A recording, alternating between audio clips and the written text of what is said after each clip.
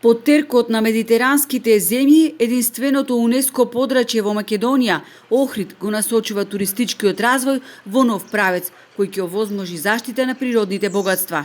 Суштината на така наречениот кружен и син туризам е унапредување на еколошките стандарди, јакнење на еколошката свест, водење грижа за околината без создавање на отпад, прочистување на отпадните води во туристичките зони.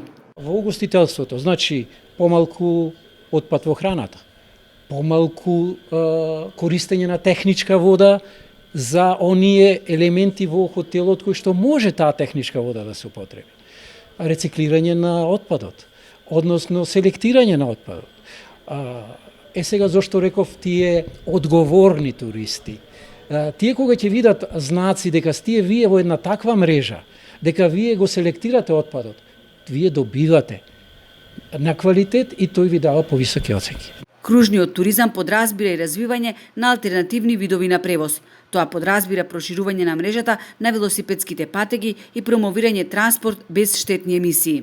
Оној кој што треба денес да патува до Охрид, од Охрид до Светинаво, кои ние можности му ги даваме? Денес само со брод и со автомобил. Немаме јавен превоз, немаме други видови на превоз. Често се викаме дека кајчината или овие други превозни средства по вода загадуваат.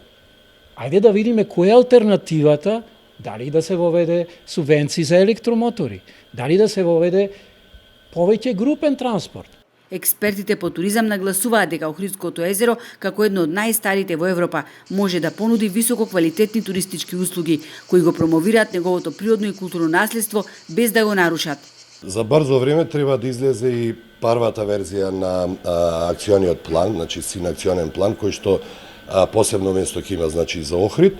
И се надевам дека со негова примена општината ќе најде начин како да финансиски го поддржи овој план. Нормално ќе се потрудиме од меѓународни институции да добијаме донации, меѓутоа да почнеме да го реализираме со цел дека ќе влеземе во тие нови текови на менаџирање на туризмот, се разбира во подобра насока. Експертите се согласуваат дека токму ваквиот тип развој е единствениот пат Охрид долгорочно да стане атрактивна дестинација. Кружниот и синиот туризам не само што го штитат езерото, туку создаваат нови работни места, повисока додадена вредност и конкурентна позиција на градот на меѓународната туристичка мапа. Останува предизвикот да се зачува природното богатство, а истовремено да се гради туристички производ кој е модерен, одржлив и прилагоден на идните генерации.